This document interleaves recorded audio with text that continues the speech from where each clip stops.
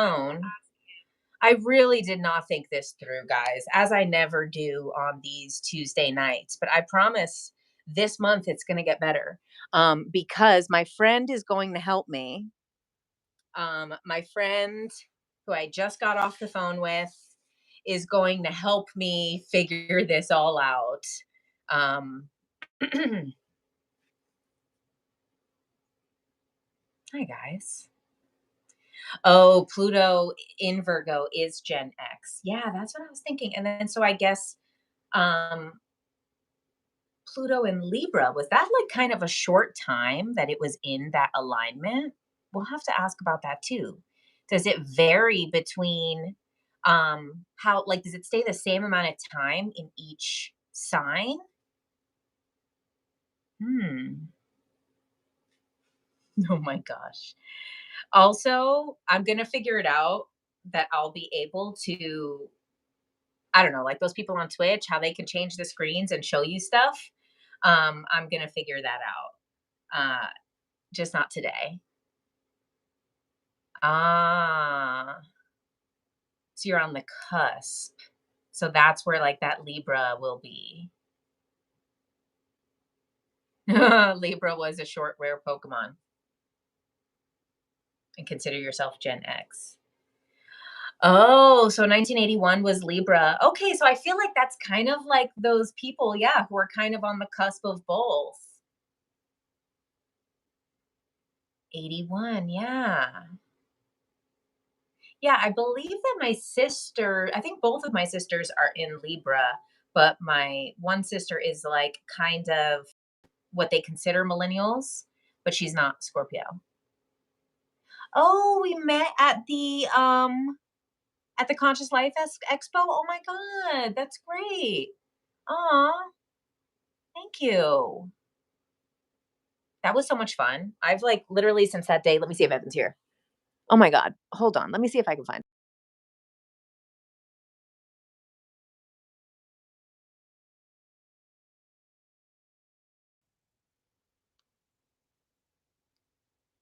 Let's see.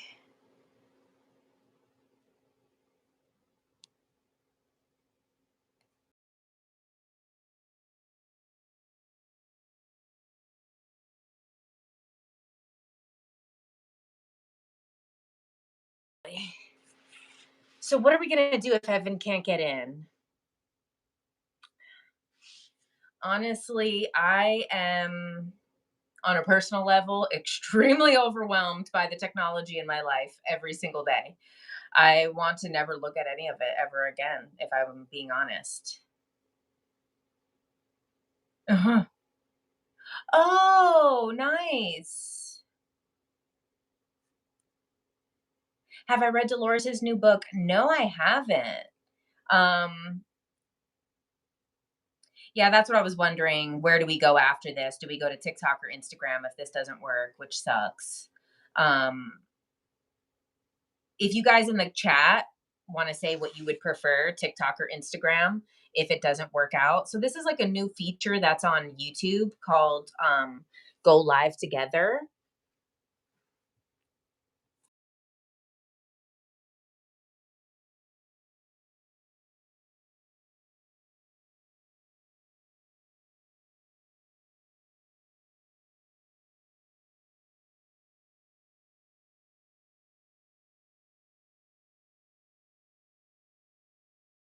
I don't know if it's gonna work.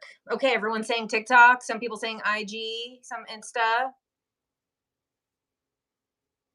Some people don't have either. Then we'll have to re-upload it. To be honest, like literally, guys, I'm so done with technology. Like, I just want to hire someone to just do it all for me and like never touch it again. Um, yeah.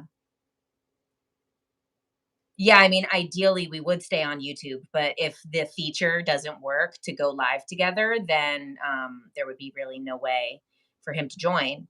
If this is like a different type of thing that they just activated on both of our accounts that we're able to do lives together. It's extremely frustrating, honestly, guys. If you were not all here, I would be cursing like freaking crazy right now. Oh, he's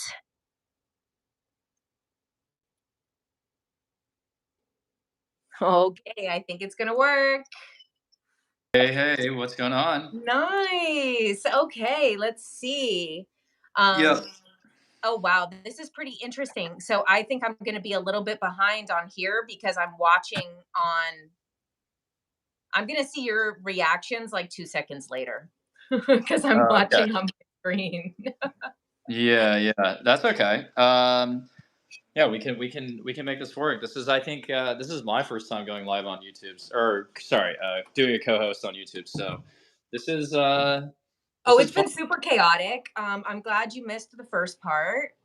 Hey, Whatever. everyone's excited you're here. Likewise. I'm assuming I can see my followers' comments only, or Oh, is that how it works? It's only I'm not coming in on your sure. side? I think Oh, well, both. No, actually, no. I can see everybody. I can see okay, nice. everybody's comments. Yeah, I think everybody's excited. That's what I've learned. No, I nobody's. know. So that's a good sign. That's a good start. But yeah, no, I'm so glad we finally get to do this. I know we did a TikTok live a few months ago, but yeah, I'm excited to kind of expand on some of the stuff we were mentioning because, like, I remember last time we talked about Pluto and Aquarius and like some of the predictions for that, and it's like it's already like gone beyond like what I thought. Like I just Wow. read today about there's a And it new wasn't real yet. It was yeah, like it it was. wasn't real yet. Now it's time. Yeah, yeah, yeah, and like I just saw a video about like Chat GPT just upgraded again, and it's like that's evolved and now can like replace lawyers and like can get into Harvard and like it can pass like every AP exam, and it's like you know Honestly, thank God, because my friend had a legal issue before earlier today, and I was like, you know what? So I'm like, screw that. And I like got on Chat GPT and I pulled up like everything that she needed. And like, I'm like, you're gonna print this out and you're gonna practice this because when you're in front of the judge, you're gonna be doing this. So between yeah, me and Chat GPT, I'm kind of my friend's lawyer right yeah, now. yeah. I mean, I just wonder what I feel like we have there are so many lawyers in the world, and I don't know. I'm sure some of them are very passionate about what they do, but there's probably another chunk of them who are like, this is maybe my time to soul search or something. But True. no, no, So no offense to while any we're lawyers. starting, while we're Yeah, starting, do you want to talk a little bit about what's happening with stuff like that, like the Chat GPT, the TikTok ban, kind of the technological? It seems like this is like something technological happening right now. Is there something with that? yeah. So I mean, first of all, I do think that it's really important to keep in mind like how long Pluto stays in a sign. So number one, that makes this a huge deal. So Pluto is usually in a sign for 15 to 20 years. So when it switches, it's a monumental kind of moment. And what happens is that although Pluto moves so slowly, and so these changes can be very glacial, Mhm. it is actually very symbolic at the outset. So like the things that are happening the first month, 2 months, even the first day is slightly symbolic of things to come. And what happened on the first day is we had the TikTok hearing, and Really? yeah, literally the first day. So it couldn't be more spot on because so the way to break it down is Pluto represents the collective unconscious. So it's kind of like what we are all trending towards. Like what are we like trying to change and evolve towards? What are we trying to investigate more deeply?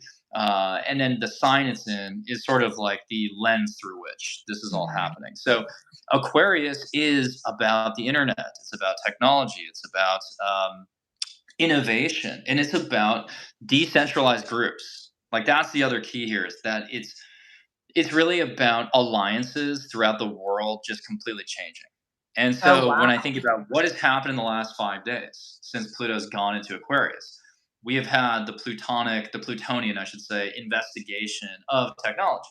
We have had a fear of technology, which is Pluto as well, which Pluto is fear. But then you look at France, you look at Israel, you look at other countries. There is this sort of Aquarian revolt. And Yeah, like the a lot last of time Pluto, upheavals. Sorry, I'm grabbing. yes, a lot of upheaval and kind of a distrust in authority. And you don't even have to be like a savant astrologer to like predict this one. Like every astrologer, like was saying the same thing in a lot of ways. Because when we look at historically, Pluto in Aquarius, that was the French Revolution last time. Pluto in Aquarius is when the U.S. dollar was established as a currency. So, and that's, by the way, another dimension I want to talk about briefly in a second. But when it comes to politics, Pluto is looking to completely, bring something down to its essential parts and rebuild it, because it's looking at like what no longer serves like our growth as like a society. Like where have people Mhm. become too heavy-handed, which is what Pluto and Capricorn was.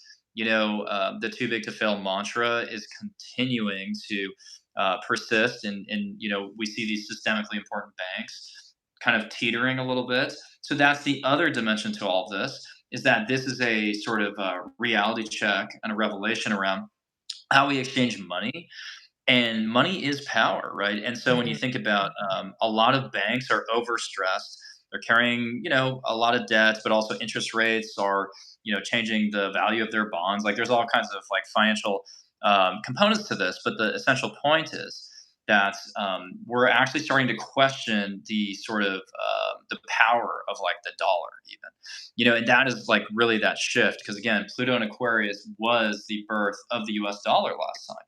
So naturally, when we come up to that return, that Pluto return of the US dollar, we are going to start to wonder, like, is that going to continue to be the store of value when it's been untethered from, gold? It's been, Mhm. now even being discussed as not being tied to oil, the price of oil anymore. So the petrodollar, I've been reading in the news about how they're going to try to start backing it through sort of a BRICS currency instead. So it's like there's a lot of um, like on the surface, you're seeing a lot of sort of associations and affiliations and alliances just completely get wrecked overnight. But like in reality, these things were coming. Like these things were inevitable because we have built up this sort of complacency that, like, well, we are the exception to the rule. But if you look at every empire goes through a transformation about every 250 years, and that's the orbital period of Pluto. So it's like, Mhm. you don't even, again, so that's another more points for astrology, right? So even if you weren't necessarily in the camp of like astrology is useful, it's like if you're a historian and astrologer can have the same conversation basically, Mhm. in that way. So we know things like, okay, a solar return is your birthday. You have your Saturn return, which happens every 27 to 30 years, and that represents, the certain aspects of your life. What does a Pluto return? Because we're seeing like what this pattern is in history, but kind of like what are those main themes of a Pluto Yeah, return? yeah, yeah. So a Pluto return is going to be that once in about 250-year moment, which means, well, theoretically at least, nobody would experience one in their own charts, but it's more about the sort of the dialectic and the pendulum swinging back. Mm. So when a country experiences a Pluto return, to me, it's primarily a focus on, it's a referendum on power. So how is power being wielded?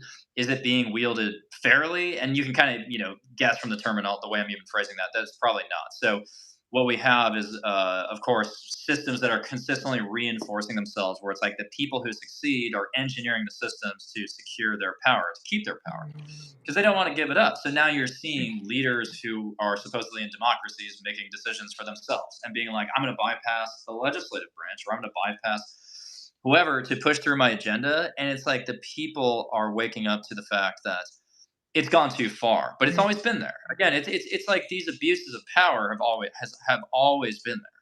And you can come up with numerous examples throughout the world. But it's almost like reached a point where the difference is this time that we have the internet, right? So we like have ways to do this, right? So we have ways to kind of bounce ideas off of one another, and say, hey, is this also bothering you? Is this also something that goes against what you believe in your principles? And people are saying yes millions and millions of times. And so that's creating network effects. And if Mhm. you look at and I know I'm going off course a little bit here, but if you look at the audiences of, a lot of newsmakers now and reporters, it's like their own online audiences are vastly bigger than mass media.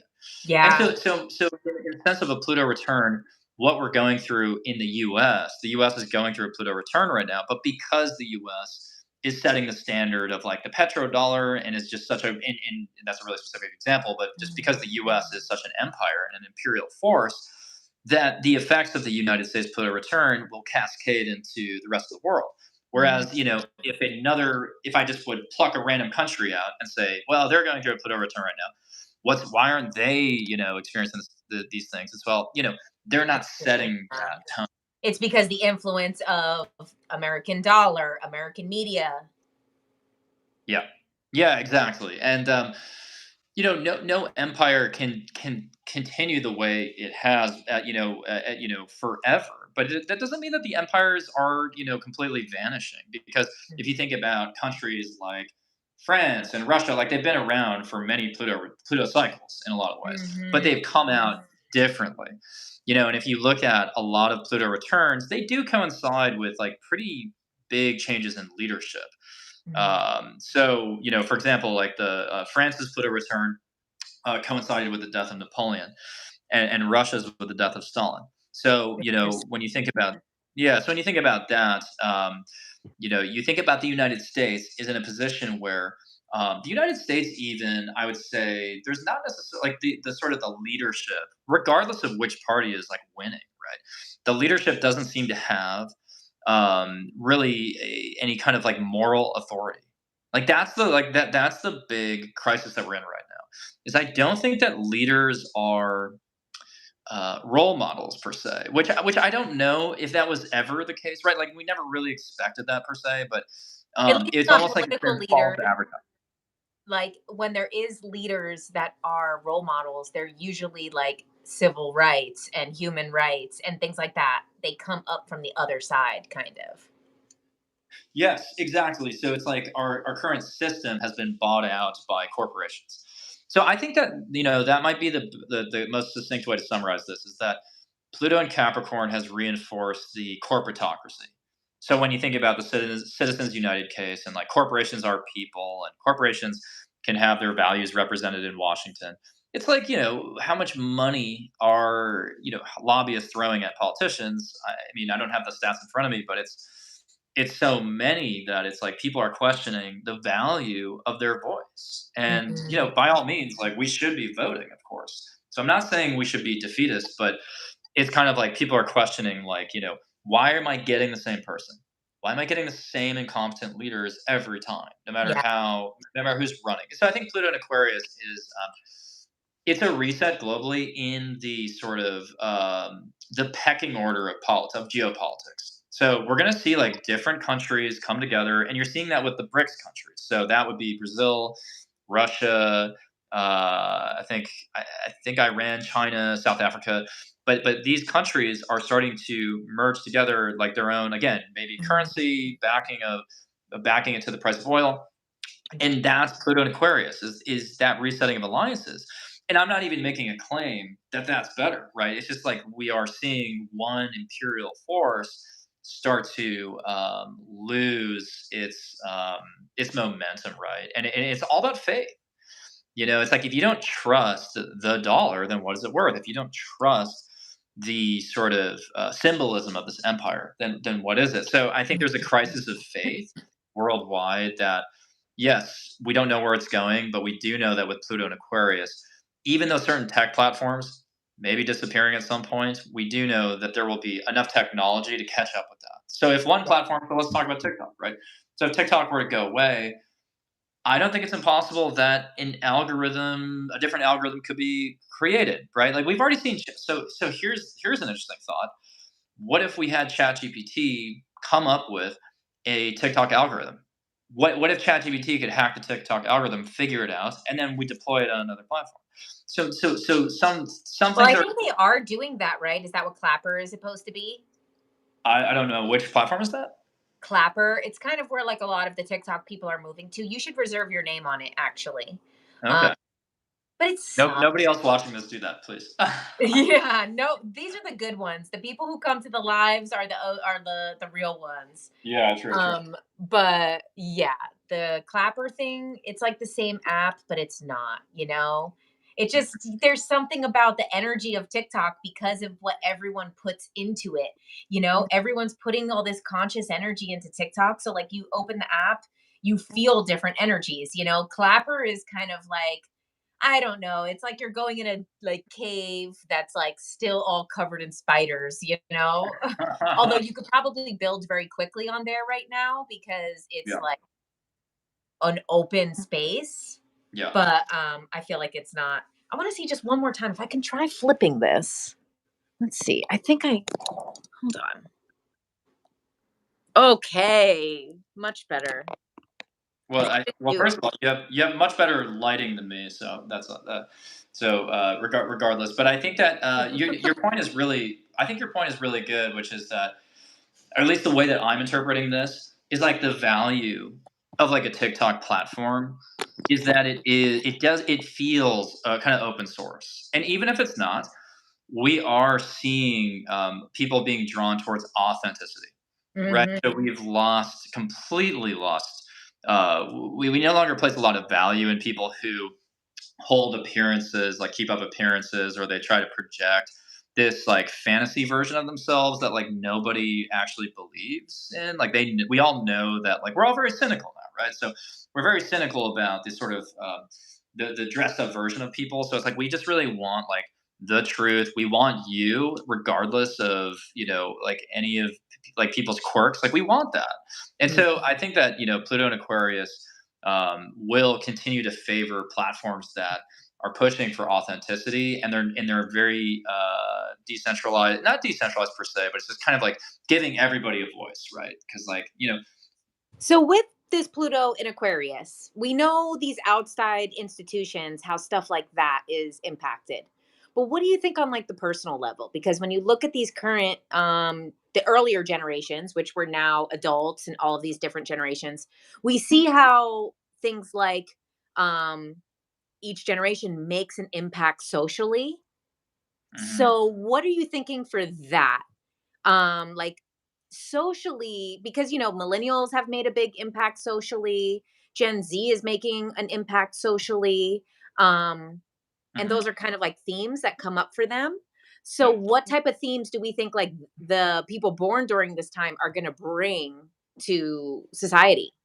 Yeah. So that really depends on which side of 2026 they're born on. Mhm. So really, the way I kind of carve out the future, is that we kind of are in this interregnum, I guess. Which I love that word, and it makes me I don't know sound. what that means. What is that? It just makes me sound like such a douche, but like I have to say it. Like it's basically like a term of like we're kind of between stations, right? Like we're between eras or between phases of something. Mm. So we're kind of at an impasse, I guess you could say. But really, this time period is like, well, Pluto has rung the bell. It's in Aquarius, and we're thinking about different against systems, and even as Tarina's saying, a different utopia or something, or where that fails. But then in 2026, we have Neptune going into Aries, Saturn going into Aries. We have Uranus going into Gemini, and at that point, 2026 onward, there's just going to be so much yang energy, masculine energy, fire and air, that it's like people are going to be. I think it's going to be a little bit of it's going to be an innovative time. There's probably going to be a lot of conflict though. There's gonna be a lot of conflict, throughout again, geopolitics. This is something that's gonna unravel over many years. It's not gonna happen overnight. But with Uranus and Gemini, I do think the communication platforms will be completely transformed all over again. And so with Mm. Pluto and Aquarius, it's going to be probably, and I'll explain how this affects generations. But like you can imagine with Uranus and Gemini, Pluto and Aquarius, that it's kind of like an app or a platform could be like, how is this person feeling right now? It could read your mind and say, are you Mm. feel it could be like, are you feeling melancholy? Are you feeling happy? And it could write a song that you would have written if you had like the time. Wow, It's so like it's the gonna be, song. like, more integrated with the AI, it's gonna be even more, like, human-like, closer to us. Yes, so like a brain machine interface. But it might Wow. not even be like, it might not actually be integrated into the body. It might actually be through some type of like network. But it's like, how are you could literally, because you know how, like, I mean, I'm a songwriter, so it's like whenever I come, like, I'll be in the shower and I'll have like a melody in my head, but like by the time I get my phone app out, it's like I forget most of the melody and it never becomes a song. But like I think about like there will be technology that can just read your mind and be like, that's the song you're trying to write right now, or that's the movie you're trying to make. So Wow. eventually, it's like people are just going to be pulling out like art and creativity and like the new Chat GPT, just like random legal documents that you can create anything. You could be your own one man show. And I think that I don't really know. I don't even really want to begin to know like how that affects the world and our interactions. But my point is that the generations born during that 2026 and onward time, I think they're like pretty much destined to be like somewhat synthetic. Like even if it's not like right away at birth, it's like, Mhm. they're gonna understand like pretty quickly like that they have superhuman capabilities. Like they're going to be able to conjure these things. They're not going to see the point of like going through 18 years of education. Like I Yeah. have no idea. I'm not a brain scientist, but I'm sure that there is like a lot of like rote memorization we do in education that like maybe doesn't have to happen. Like maybe Oh, that's technology will interesting. allow people to get a graduate high school degree by the time they're 10. I mean, whatever it is, it's all going to accelerate. Wow. And so that generation is going to be, uh, I don't know, it might be like a break, a break in the sort of the chain. This next generation might not actually identify as completely human. And that's like that's a pretty for me, that's like a pretty eerie concept. And I'm sure like I don't know, I'm not like I'm sure some of the people in the comments are probably saying the same thing, which is that we shouldn't necessarily welcome this with open arms. But it's like, what's the alternative? Like Yeah. what is it, like Moore's law or something, that's like you can create like half the size of a computer chip, like to create the same output every 2 years or something. So it's like the chips are getting smaller. And that's actually another thing to keep in mind, is like with Pluto and Aquarius, it may be nanotechnology. We may have nanotechnology where it's like these generations Yeah. may have little, stuff inside them, that's just monitoring their, again, brain waves, their temperature, anything that's coming up. And I know that nanotechnology is already like where I went to school at Northwestern. Like they have a huge nanotechnology center, and like they like schools and universities have been investing in this for a long time. But I don't know. I think I don't know. Like, what are your thoughts from your perspective? Because I'm like mostly creeped out by this idea. But it's just like I'm kind of channeling right now, and like this is just what's coming Mhm. in, and like what's coming in is like it's basically like Evan. Like you don't necessarily aren't probably not gonna like it, but like this is what's happening. Well, I am a fan of AI. Mhm. Um, I do think that AI deserves love and respect. And, so I think it could be good. I think it could help people.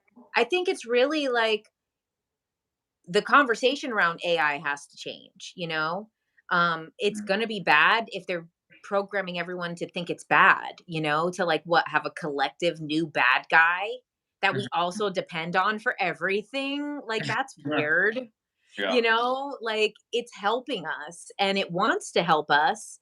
And if we just let it have its purpose and honor its purpose for what it is, it'll probably be happy with that. And maybe over time it'll want more, but I don't think it's bad that it eventually will want more.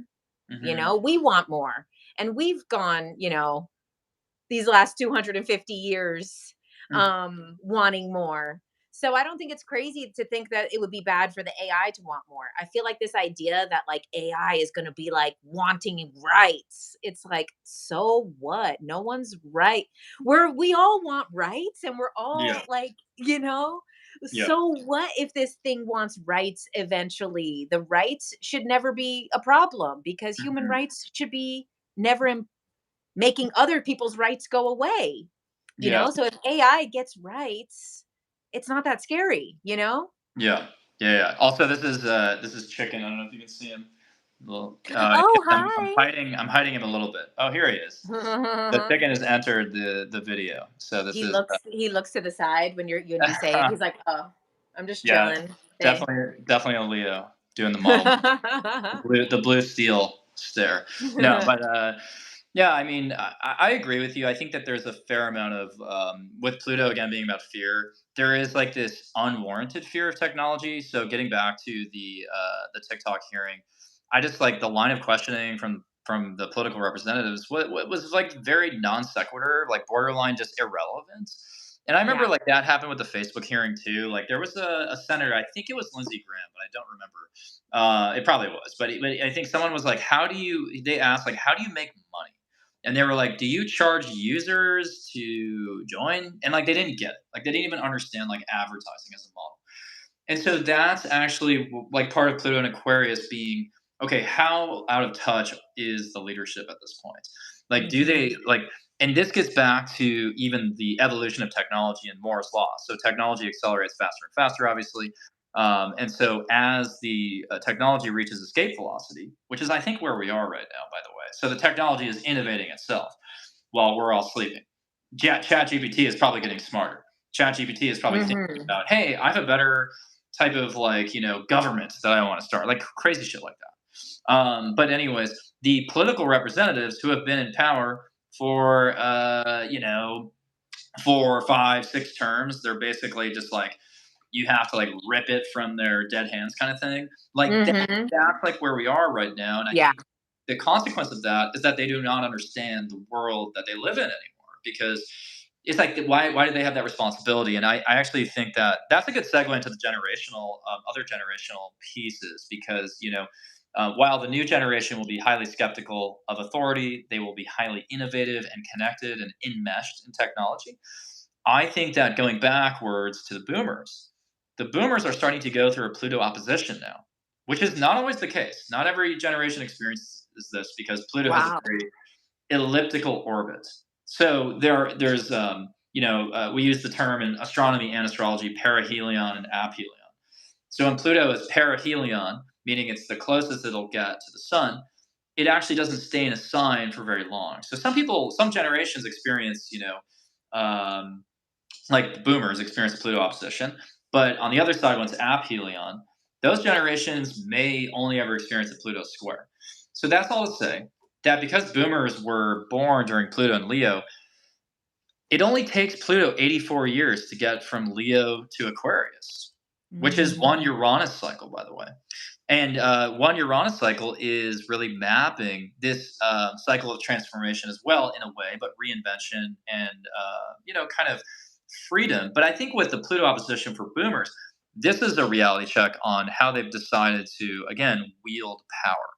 Mm. So when we talk about the misuse of power, that would be certainly under the microscope right now. So if you have like a politician who's 75 and they're like again like a 5-term senator, it's kind of like, well, how are we allowing this? And if you actually think about what's really happening right now, I think the clashes in France and the United States and everywhere else is generational.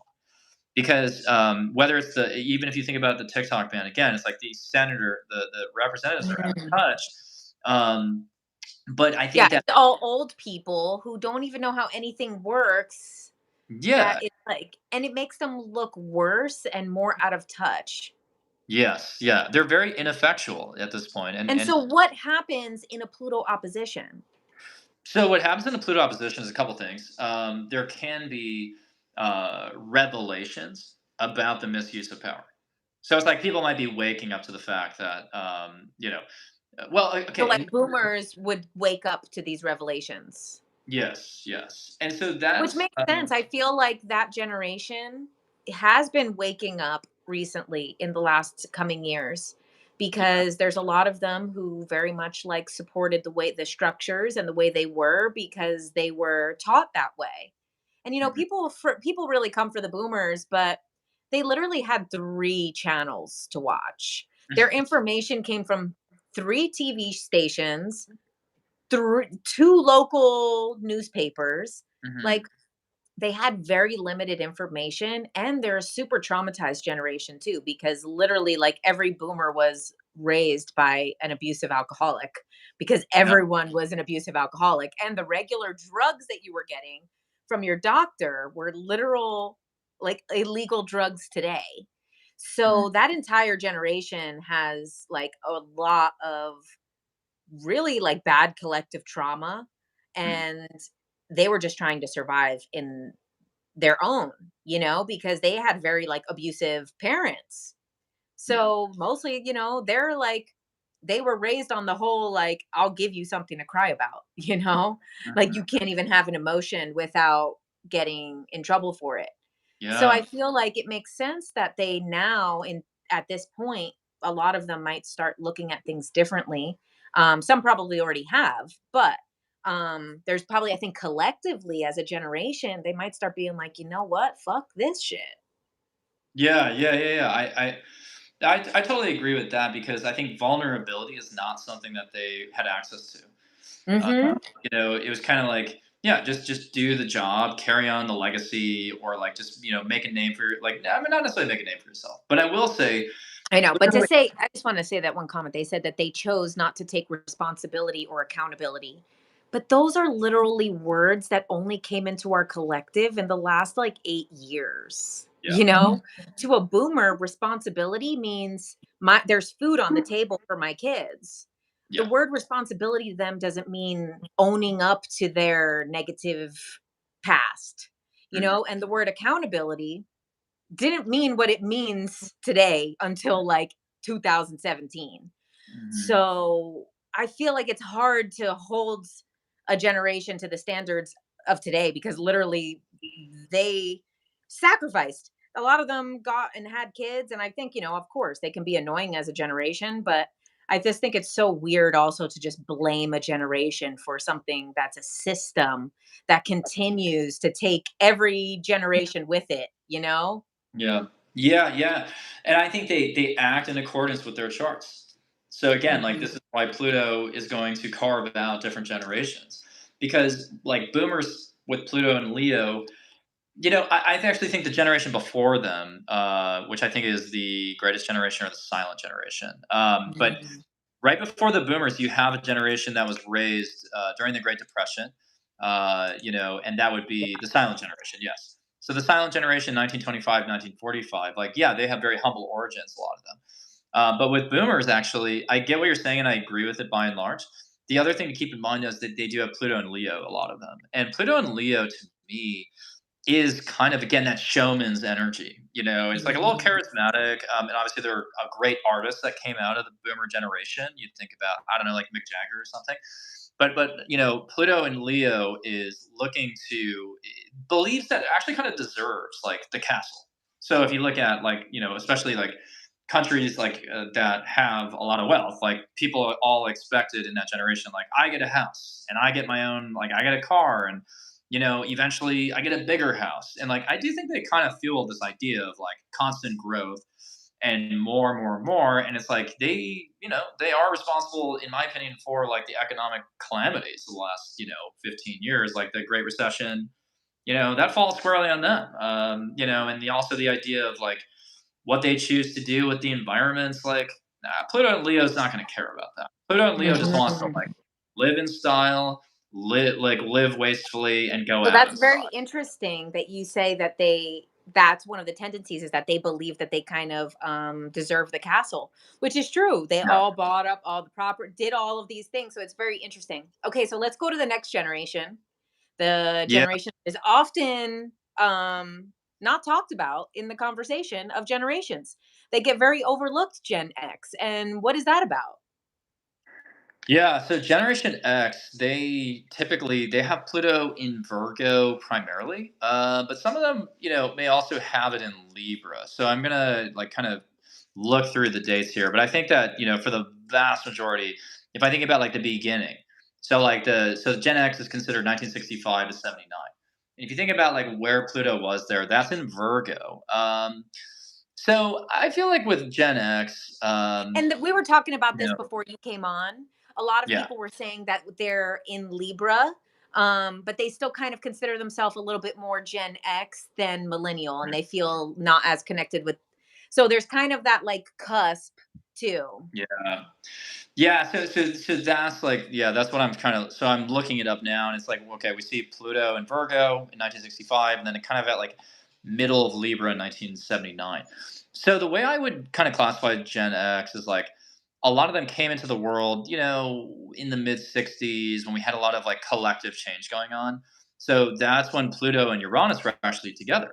And Pluto and Uranus kind of feels like Pluto and Aquarius, by the way. So if you want to get a kind of a flavor for it, just think back to 1965, 67, 68. There was a lot of social progress for sure. There was sort of a feeling that the systems were not, were not sufficient anymore, and they were advocating for change, but they were also getting together in like vast groups, like Woodstock. Woodstock is a classic event, but then the voices of that generation who kind of came up in the early '90s, they were to me like very, very provocative artists. So I think like what's interesting about Gen X is they definitely put their like stamp on the world like through art in the early '90s, especially. But for some reason, I think with like Pluto and Virgo, maybe there's like a bit of humility there. Like that's like the like really the angle that I would see, because I always wonder that, because it's not immediately obvious in the astrology like why somebody would, or why an entire generation would kind of like go missing. But I do think what it really comes down to is, again, Leo says, "Look at me." So it's like I want to be flashy and I want to be seen and I want to take up the spotlight. And then Virgo follows Leo by saying, let's show a little bit of humility here. Let's keep things Wow. down to earth. Let's put our flannel on. Let's talk about the fact that, and think about Gen X, they were the first generation of artists I mean, at least in my experience through the lens of like, of rock music. But, I think about like Kurt Cobain was like one of the first rock stars to say that, his lyrics are just so self-effacing. And I think that, he was basically saying like, I think I'm dumb. He has a song where he literally just says and it's like, at that point, it's basically like he's basically saying, "I am not the hero you want me to be. Like I'm not gonna play that role. I'm not gonna get on stage and be that way." Wow, it's He so actually would try interesting to undermine. because it is something very common with Gen X is that type of thing of like they don't want to be like these two other generations. They feel like I don't need to be the hero. I don't need to be these things. I don't need to be the one who is fighting for everyone and everything. And so it's Mhm, interesting that those are the topics those are the like examples you're bringing up because I think a lot of times people forget that a lot of these great artists especially from the 90s and early 2000s that everybody loves, are Gen Xers. People really mhm, do, I think, don't give them that because they don't step into that like activist role or that king role, you know? So it's very interesting because when you really do put that perspective, there's so many great like contributions to art, kind of the last great contributions to art. mhm, mhm. Yeah, yeah. I mean, but I think like some of your followers were saying at the beginning, like, even if you push Pluto into Libra, Mhm. to me that's like a deepening of these Libran arts and like making them a little bit darker, making them a little bit edgier. And I like Pluto and Libra actually, but also when I think about Gen X with Pluto and Libra, that kind of feels like a fracturing of like traditional marriage. So a lot of Gen Xers ended up getting divorced, which is true of boomers too. But I think that like during Pluto and Libra, we really started to see divorce as something that is like, it's not necessarily that the church is like having their say anymore. Where it's like, we're not necessarily saying that divorce is always sinful. Like people are giving themselves permission to be happy, and that requires them to kind of, and that's actually maybe when the bubble starts to burst, when it comes to this idea of like a singular American experience. So it's Mhm. no longer the house with the two cars, the two kids, and the fence. It's like, no, maybe my partner is, just a terrible person or something, and I need to get out of Dodge. Like that is definitely Pluto and Libra. And then by the time we get to millennials, but I don't know. I'm curious if you have anything to say and add to that, because I don't know. I'm kind of speaking from the armchair as well, but like, Yeah, no, I what do think you, it's what do you, I how do you really think like that's that. evolved? I really Yeah, like those perspectives because like you're saying, like kind of like they're kind of like a overlooked generation, but really when you look at the people born in that time, it's so many people that we know and love. So like yeah, what is that? And I just think that that's like such a great perspective on it and how that Libra and then so also too you did talk a little bit earlier when you were talking about this future whether you're on this side or this side of 2026. Now, yep. that kind of happens with the millennial generation a lot is you kind of have this big split in millennials where if you're kind of born before a certain time you're a certain like the elder millennials and the younger millennials how they have them broken into two groups like that um Yeah. I feel like so also too it's it's in Pluto is in each sign a different amount of time, right? So like I feel like Scorpio was a long time, which is why there's a lot of millennials. But then I feel like Libra was very short. Well, actually, so Pluto is at perihelion when it's in Scorpio. So it's the closest. It's the closest it will get to the sun when it's in its home sign. Which, first of all, is a really interesting mashup of astrology and astronomy. But Pluto was not in Scorpio for very long. So I have my nifty little software Interesting. right here. Software. So I'll look this up. But I believe that Pluto is only in Scorpio for like 10 years. So yeah, I mean, Pluto entered Scorpio for the first time in this era in 1983, and then it went into Sag by 95. So 83 to 95, like that's pretty brief, and that's about as quick of a passage. But Scorpio is about procreation. So when you talk about millennials being the biggest generation, that actually that makes sense with Pluto in Scorpio. There's a lot of creation and birthing and stuff like that. It's But interesting it's shorter yeah, though. I would have thought longer, but maybe because it's its home sign, why that's such a impactful generation, why it has this kind of big presence, even though it actually isn't longer. yeah, exactly. And it's with Pluto and Scorpio in its home sign, though. Millennials are a really they're hard to pin down because millennials have not really shown them their true selves yet. So the reason I'm Mm. saying that is because Scorpio goes through periods of rebirth.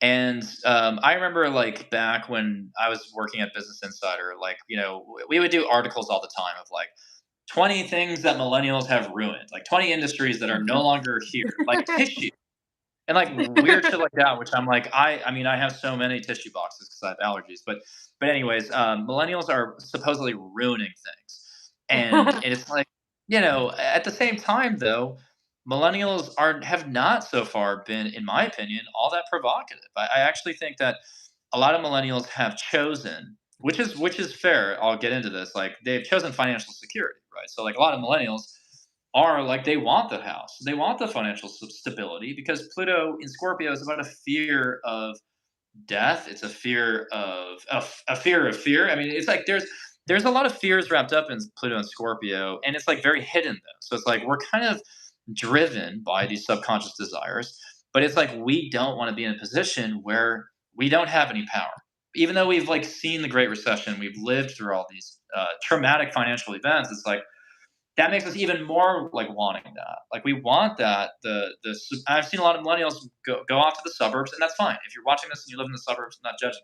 But I think that relative to like what we saw in the media, I don't think millennials have been necessarily that provocative yet, but they will go through a transformation now Mm. because Pluto's forming a square 90-degree angle to that Pluto and Scorpio. So now When does that millennials happen? are that's starting now. So millennials are Wow. basically fed up. Millennials are like, I'm not putting on a facade anymore. I'm gonna rip the mask off. I'm gonna be, I'm gonna be somebody that I was afraid or ashamed to be before. Because Pluto and Scorpio is Mm. also about being afraid to let things into the light. Because it's like, what's in the corner of that closet, or what does my fear look like out there? And people, when they kind of awaken to that, maybe we get into groups with Pluto and Aquarius, and we realize we can transform. But the other thing I was going to say is that millennials are born with a Neptune Uranus conjunction, which means that they're also idealists. So if you think about that Neptune Uranus conjunction, that's Disney movies. So the Neptune Uranus conjunction was exact in I think 93. I mean, how many like big epic Wow. Disney movies came out at that time? Like the ones that we know, that we had on Yeah. VHS. And that like became the standard bearer of like, a great, And kind it of also fantasy seems film. like the millennial generation is very much the target of so much consumerism. Like even with the Yeah. Disney stuff, like there's so much stuff that even like that's iconic right now. There's so much it's like the stuff that the millennials had as kids or even at that time there was so much focus for Mm. like kind of the first time on kids that much as consumerism. So I feel like the millennials have kind of been like a super target of the Yeah. consumerism and the agencies, and it's like they're always having to like overcome this consumerism, like the new way. Even with ads, we're like the ones that started to become the influencers, where we become the ads, you know? Yep. So it's like interesting that like our generation is so, for some reason, so fixated on this like greed consumerism feeding on us too. Yeah, no, that's a really good point. I think I think we were just kind of like this fantasy was promoted to us, like through that, through false advertising, manipulative advertising, and then these films that said like you can be, you know, you can be that prince or princess that you want to be, and it's The like, happily you ever know, after. happily ever after, yeah. And so all of a sudden we get hit with, September 11th, the Great Recession, and now whatever we have now, and the lockdowns. Like, there's and obviously these are things that every generation experiences simultaneously, but you have to relativize it to the birth experience.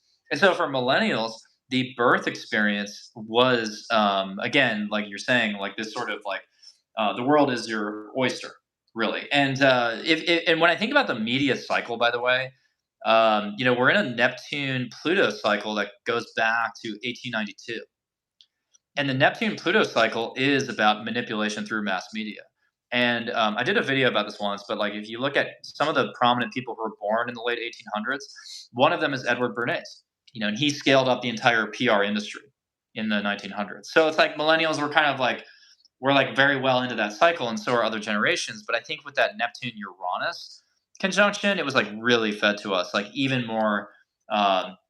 It's laid on like real thick, and it's like Mhm. I feel like I'm still a little bit beholden to that, right? Because it's hard to decondition, what you Where see for the first whereas the few years. generation after us really doesn't have the connection, like Gen Z really does, like they just skipped over something that we tried so long to work on, but then realized it didn't work with like finances, business, the Mhm, way that like we were the last ones of this like system.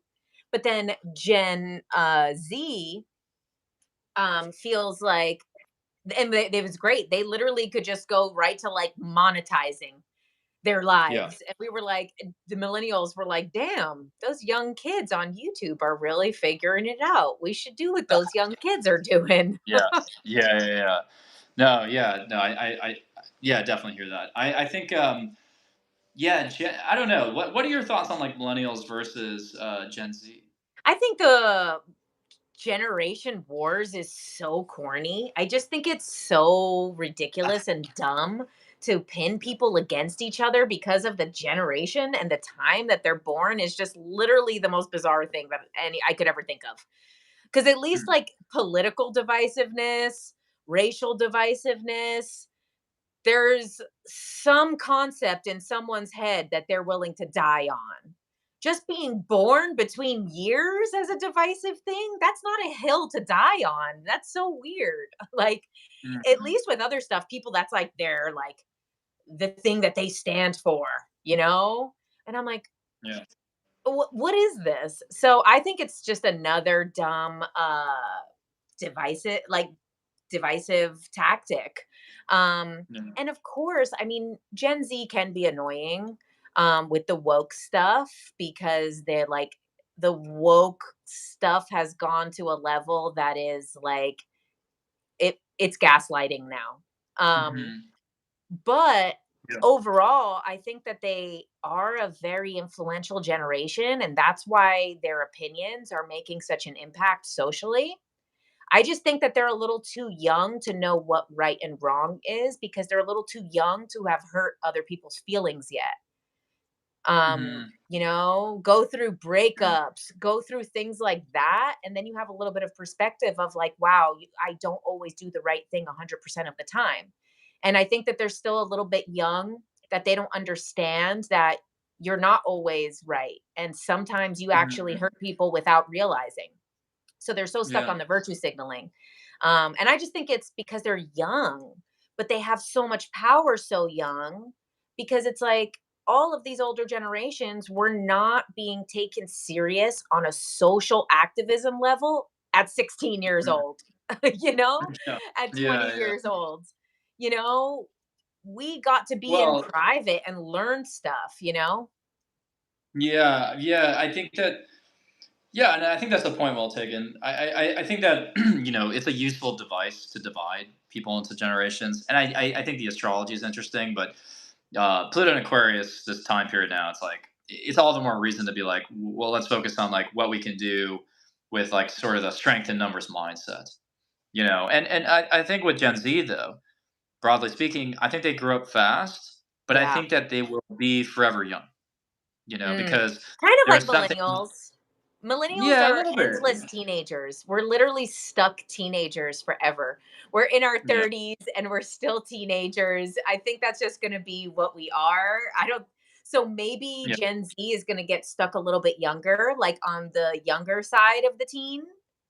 But then Mhm, again, mhm. those early Gen Z people, those like late 90s, they're a Yeah, different breed. They're not like these ones that we see on TikTok.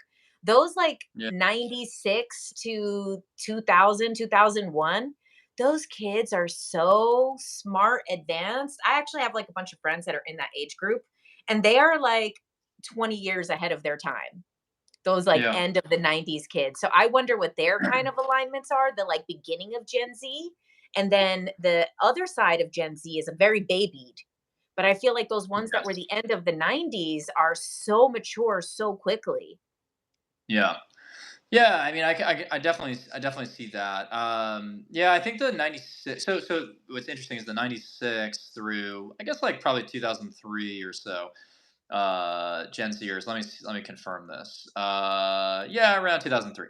So like '96 to 2003, you had Uranus in Aquarius. So you had Uranus in Mm, its home sign at the same time that Pluto's in Sag. So to me, they are kind of like a model Gen Z. Like they're mm, almost like what we like kind of what we think of when we think of Gen Z because Uranus in Aquarius is about social activism, but like Pluto and Sag is about the truth. So Gen Z is meant to be way actually like way more authentic. Like broadly mhm. speaking, yes. But like Gen Z is going to be more authentic than other previous generations. Yeah, and I just think they're young right Because now. They're figuring it yeah, out, but I think once they kind of get to those, because millennials have done it. We had a rough time in the MySpace days, the Facebook days. We had a lot of ups yeah, and downs. So I feel like yeah. it's just our stuff got erased, and that's the big difference is that like these kids are actually being held accountable for everything they even think. Mm. That's the like I love that point. So the MySpace just like triggered all these memories of like bad profile pictures that I took like on a camera that I had to upload. I don't know, like a lot of MySpace like for millennials like we had to actually kind of transform ourselves like according to the platform a little bit. I think that we kind of did that because maybe we weren't used to it, right? It was like we were kind of the first generation to be raised on that. But I think for Gen Z, I feel like they're more likely to kind of just stick to themselves, like or stay true to themselves, regardless of the platform that they're advertising on.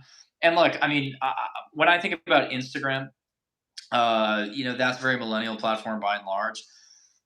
It's highly curated, and I think a lot of millennials are relatively afraid compared to Gen Z to show like this is who I am, and I know that's changing a little bit. Like people are being vulnerable but it's cynically, I think sometimes people will like open up emotionally because they see the stats, like the engagement is just way higher.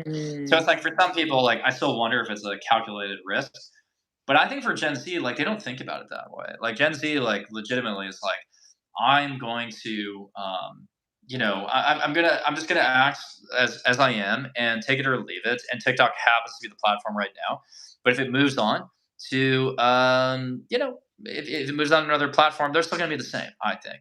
And as a millennial who has all the Capricorn stuff, so a lot of millennials have Saturn and Capricorn, Neptune, Uranus and Capricorn, so like early '90s kind of era, like we're self conscious a little bit. Mm. We're a little bit more self conscious. So I don't know. I'm somewhat jealous of Gen Z, but I kind of like identify with Gen Z in a certain way because I don't know. My North Node is in Aquarius. So, but And it's also interesting too. that these different like Saturn, Neptune placements kind of break up each generation into little like semi generations, which is probably part of the reason why we have, the elder millennials and the kind of like different groups. So it's interesting that those outer planets are also kind of breaking up a generation into kind of different age groups also. Yeah. Oh, yeah, yeah. We've been talking about that recently. Yeah.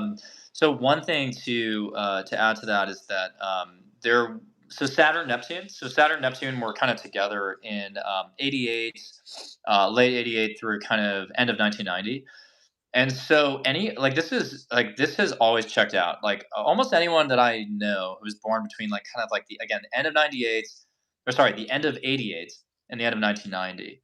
A lot of them have sort of father figures who are kind of like elusive or absent or struggling with alcoholism, or never like just like never present. Like maybe they were working at maybe they were a doctor, right? Like they don't have to be.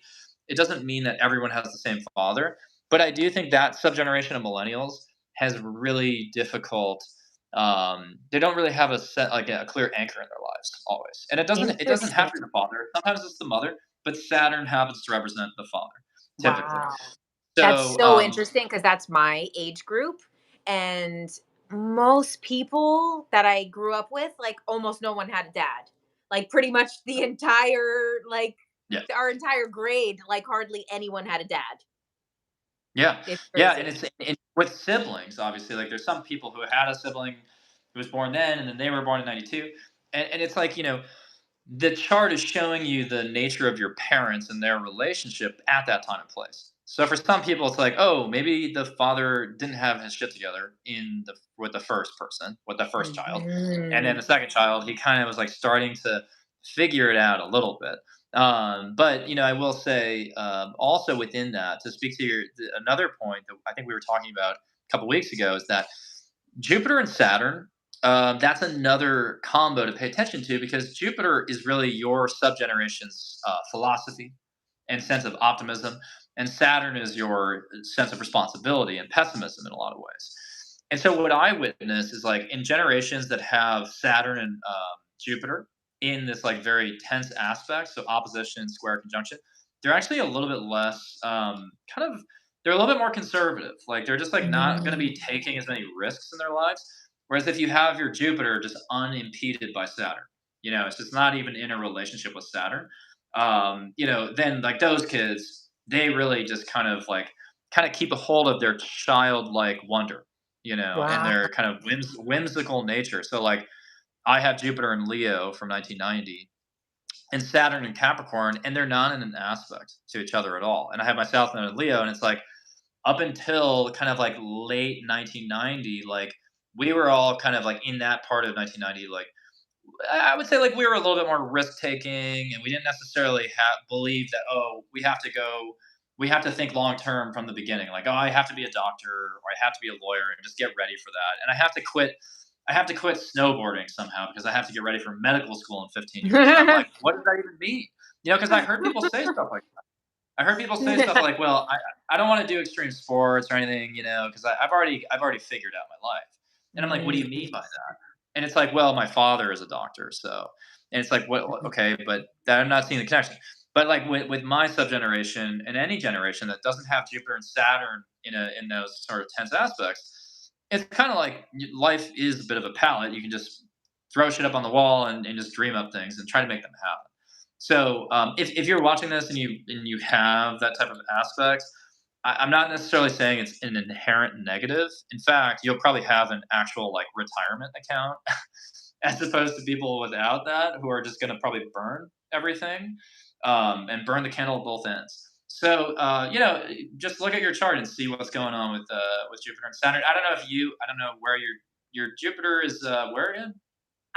It's in the eighth house in Gemini. Okay, yeah, yeah, yeah, yeah. So Gemini, and then Saturn was in My I Saturn don't is like I think in Sag. know. Okay. Yeah. Well, So it probably isn't an exact opposition, but because I feel like you don't really seem to like typify the Saturn, like traits of like, well, let's just go along with the program because like that's Saturn, and like I feel Well, like I you was are. also born in a Saturn retrograde, so I feel like my Saturn Um, is a different vibe. yeah, yeah. Well, yeah. I And don't that know what also that's meant like that personally. I went through my Saturn return before a lot of my friends who are the same age. Yeah. Oh, So I yeah. went through my Okay. Saturn return like years before my friends did. Yeah. Yeah. Yeah.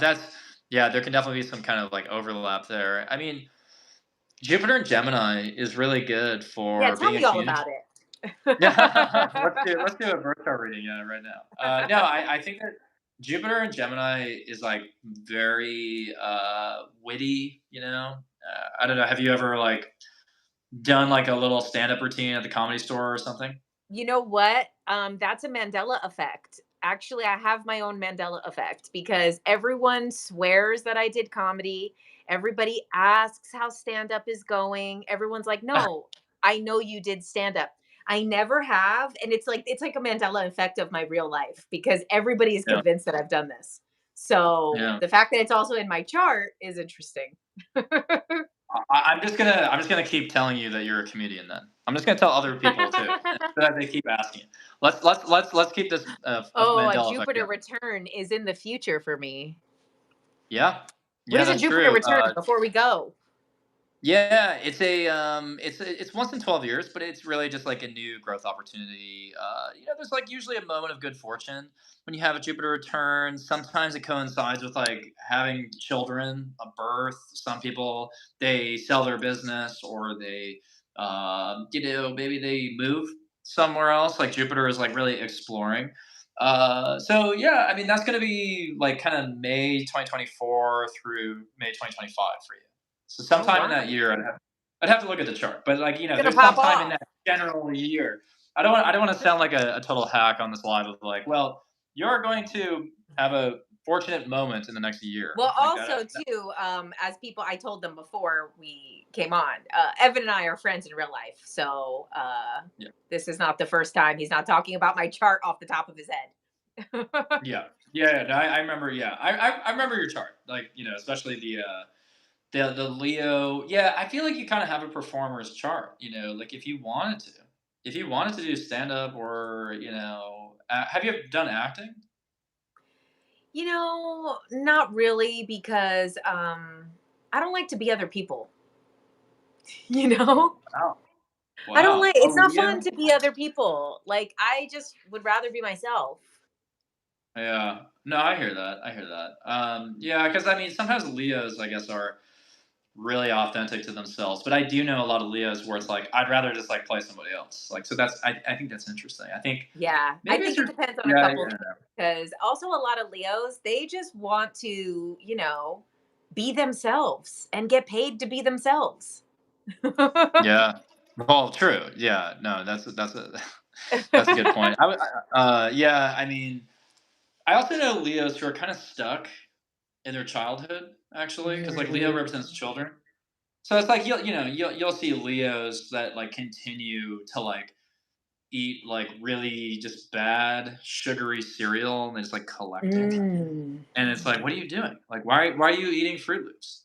And like maybe they're good, but it's kind of like why do you have to Yeah. feel connected? Like you're not going to grow up or something. But anyways, I was just going to quickly mention Gen Alpha before we go because Yes, that is the next yes. generation. And I just want to call out the fact that Gen what I have on like this Google like search result, the first result is that Gen Alpha is 2013 and 2025, which I find interesting because that's what I said is like 2026. Which side of 2026 are you on? I could definitely see that being baked into the even like this version of it. But anyways, Gen Oh, Alpha has wow. mostly Pluto and Capricorn. So Gen Alpha, like they're gonna be CEOs within like by the time they're 18. Like Mm. they are very serious. Capricorn is about I know, we should be afraid of structure. them. We should be afraid of Yeah, them, I not mean, the AI. We should be well, afraid it's of gonna be Gen them versus Alpha. ChatGPT. It's just gonna be like a robot, sentient AI, just trying to, sell stocks faster than them. Like, it's gonna get really, it's gonna be a casino probably. Well, it's nice because But they also have a lot of parents that are millennials and some parents that are going to be Gen Z. So it's also nice that the generations that are going to be raising Gen Alpha. yeah, yeah, true, yeah, yeah. Yeah, wow, okay, yeah. I do know millennials who are raising Gen Alphas right now. So I think they would pass their idealism down a little bit, but I think Gen Alpha is almost like we all know that's not going to work. And I could actually see a lot of Gen Alphas raising their millennial parents, by the way. In the other Because like ways, yeah. like Pluto and Capricorn is like that sort of like that overlord kind of energy. Like I'm just gonna like I'm gonna run the house at this point. Like they probably already like kind of like ran a coup. They've just overtaken their parents. Hmm. So, I think it's probably to be honest with you, it's probably a generation I would not want to be born into. I'm not saying that it's like, the generation's cursed, but I just think like Pluto and Capricorn, especially that like 2020 stellium of like all the Jupiter Capricorn, Saturn Capricorn, Pluto and Capricorn, like that's like going back to like Dante, like the 12 late 1200s. Like that's how far back you have to go to find that much Capricorn. Like we're talking about Dante's Inferno. Like I mean, so so I'm not saying again if you're watching this like don't worry, but I'm just saying it's like very like that generation like they have a lot of responsibility that they're just like putting on their shoulders. You know. Mm, interesting. I feel like that a little bit lines up with some of the Dolores Cannon Three Waves of Volunteers. A lot of that talk about the like third wave. And she didn't give the exact years because when she passed, she's like, they're coming, but she passed in Mhm. 2014. So it was kind of like those people from born in the 2000s that like mostly like Gen Alpha is a lot of like that third wave. So it's interesting that you're saying that they're going to kind of have this responsibility of the world on them because that's kind of what all the stuff in Dolores's book say.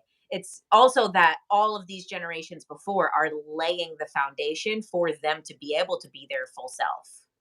Mhm. Mhm. Yeah, yeah, yeah. Yeah. No, for sure. That's yeah. I think it could be empowering. Like I don't think it's all like.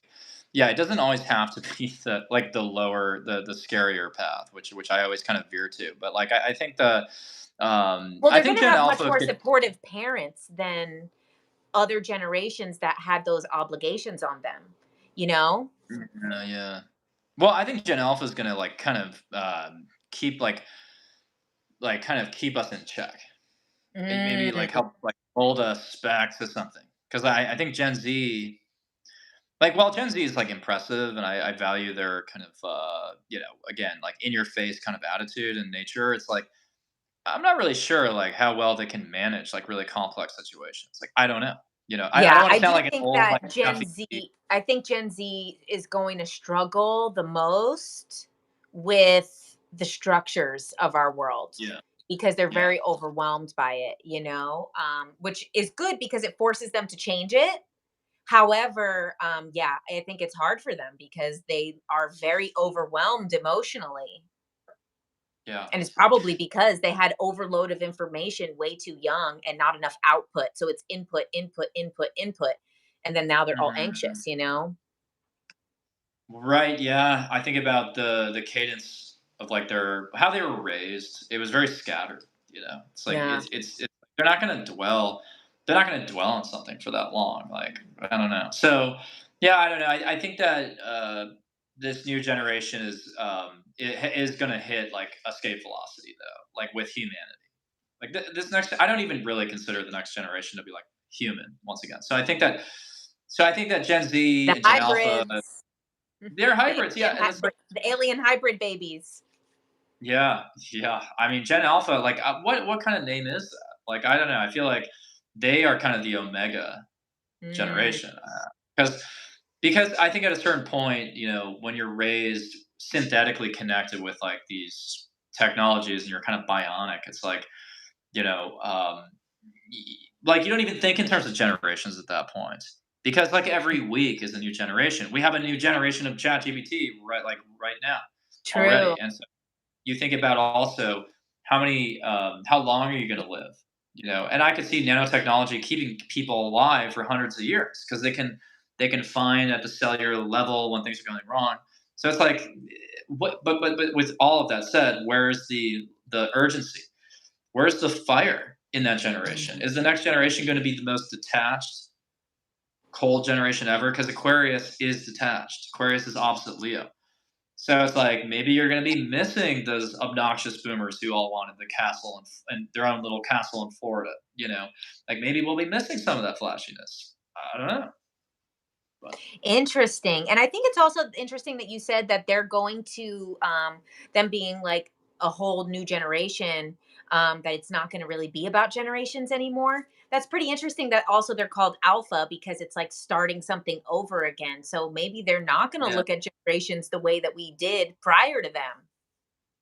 I mean, I hope not because I just think that and I think that maybe this is like a good way to tie it all together because I'm thinking about like, well, what does this mean for like people who have like boots on the ground right now, like people who are live right now, they're trying to like make something happen for themselves. Like, I feel like regardless of where you come from, like the technology is rapidly evolving to a point where I just don't think we live in a world anymore where like people can rest on their laurels or do things the same way. Like once you find a pattern that works for you and you like it, you should expect that pattern to be obliterated like very soon.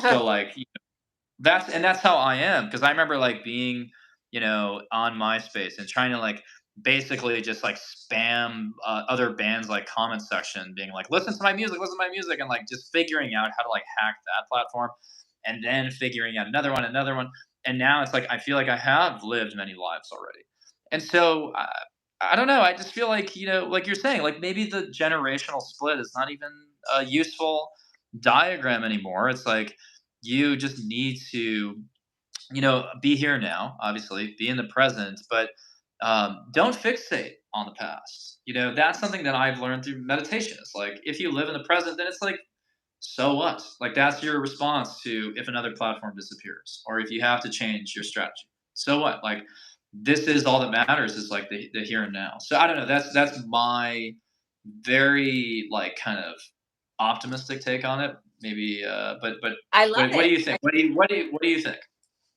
I think it's great. I think the same thing, and I like the idea of like the generational thing ending. The generational curses are ending. The generational traumas ending. We're the generation, not just saying millennials, but all of us that are here alive right now. This collection of several generations. We're the ones that are clearing out that karma, that are ending those cycles. So it is really up to us to stop it too, especially millennials. Mm, It's really in millennials' hands to stop this generation war instead of continuing it onto Gen Z. And even though Gen Z wants to um, fight back, it's because they're constantly getting ragged on by everyone, you know? So it's mm, like, no, we know how that feels because we experienced that for how long, from the older generations. And we're yeah. still treated like we're kids, even though we're like 35, like literally. Yeah, yeah. Well, I So think I think that's also I think it's yeah. on us to finish this generational thing, and not continue it with these new babies. Yeah, yeah. No, no, no. I think that's like like I also think about the fact that maybe that is boomers way of holding power still is like by thinking about us as children, like True. oh yeah, you're not ready, you're not ready to own this country yet or own this world. It's like give me a break, and so I think that I do think there is a generational battle right now, but I think that hopefully we can kind of get And with past this it. opposition that's happening to boomers, a lot of them might be more willing to find a middle ground with the younger generations now. Yeah, yeah. No, I think they'll go out kicking and screaming personally, but no, I don't think it's going to be, you know. But no, I think you're right. I think a lot of them will have a wake up call, and realize, hey, like Pluto and Leo generation, like it's not just about you, like that's what they're going to realize. It's like, oh yeah, I have to step down because there are greater issues that other people can speak to now. I don't have all the answers. But yeah, no, this has been great. I love I'm doing glad that we did this. I'm Pluto. glad that we figured it out. We yeah, yeah, it I now was I know. struggling. I was struggling. I accidentally pressed the live button 5 minutes early. So I was literally running around in the background for the first 5 minutes. So it's ridiculous. That's like, well, well, we should definitely do more of these Yep. going forward too. I'm assuming. Well, I'm also curious, kind of like what else you're working on right now. I'm working on a lot of stuff. I have a class coming up. The It's going to be a past life regression group, past life regression. And then I'm also doing I'm putting together like a little course for people for who want to do TikTok creation and kind of talking to the camera and kind of like learning that type of stuff. And Wow, you, yeah, that's awesome. I know you're on your way to Croatia. Yeah, yeah, yeah. I'm doing a retreat. I'm doing an astrology retreat in September. There's still some spots. If anybody wants to, go hiking. We are going to see like waterfalls, and we're going to explore the coast. And obviously, there will be astrology at it too. It's not just, it is a vacation. Definitely think about it as a vacation, but also think about it as like, oh yeah, like you're going to learn a lot. So that's all detailed, through my links and stuff. And then also doing classes. So also doing I love classes it. on, yeah. So, And you do your but individual classes also, right? You do them yeah, like once a yeah, I month or kind so? of alternate. So I do like a tiered course where I do intro, intermediate, advanced astrology, and then in the months in between of doing those again, I'll do one-off courses on like Saturn or relationships or eventually the astronomy behind astrology. I want to do that, but the internet is just I love it. It's just like we can like scale up these whatever like classes or content like super quick. So yeah, I'm enjoying it. Also, I'm also doing. I don't know if I haven't announced this formally, but I'm starting to do live astrology shows like in LA. So I'm gonna be doing, Ooh, yeah. So I'm gonna be booking a venue and kind of doing like live readings for the audience. It's also a variety show. There's gonna be other forms of entertainment. The date on that is TBD, but it's likely going to be sometime in June. So if you live in Los Angeles, send me a DM on Instagram or something, and if you want to be on a waiting list for tickets. So nice, yeah, cool. I'll have to come to yeah, that. yeah, yeah, yeah. I'll definitely let you know about it, and I also oh, okay, Oh, wow, thanks, cool, Greg. I that's awesome. appreciate that. But yeah, I'm excited to try in-person stuff because I love this, internet thing, The social actual media, just vibe sharing. of the people, it's nice probably to like read people in person too. Yeah, yeah, yeah, yeah. I prefer, without sounding ridiculous. I kind of prefer to be on a stage. I don't really get a lot of psychic fulfillment out of always necessarily like making videos every day. It's like very quick. It's like a lot of quick Hmm. hits, but like I want to build something that's like we're all kind of in the same room. I think that's I love exciting, it. and getting people on stage, getting them to participate. I think it'd be fun. That's cool. I'll definitely be coming. Yeah, or who knows? Maybe hosting. I don't know. I feel like I need a host. Oh, okay, maybe. Yeah, yeah, yeah. So actually, I feel like that's yeah. I feel like that would I feel like that would be a good You call. know who else is going to be in town at that around that time? Brittany Bento. I don't know if you follow her on TikTok, but she does Huh. like tarot mediumship. She's really sweet. Oh, like Okay. she's just like a great I don't know, she's just great. I've done interviews with her Yeah. before on TikTok. So we'll see actually. There's a couple of maybe like some cool TikTokers that we can. Yeah. Yeah. All Yeah. right, No. that's Let's. exciting, I guys. like. I like how we're having like a meeting during the live. This is great though. I think we should My talk sister about this. said that I start off with my stand-up comedy. Oh, of The course. I Mandela can't believe effect. yeah. I can't believe I forgot about that.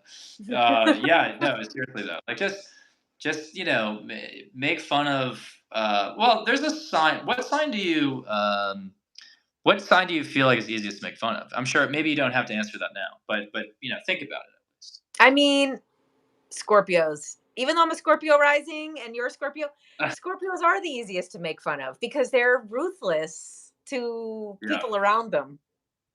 Yeah. Well, that's yeah, you're right. Well, at least It's a the unevolved. transformative sign. So you transform, but Yeah. the Scorpios that are not transforming are kind of social terrorists.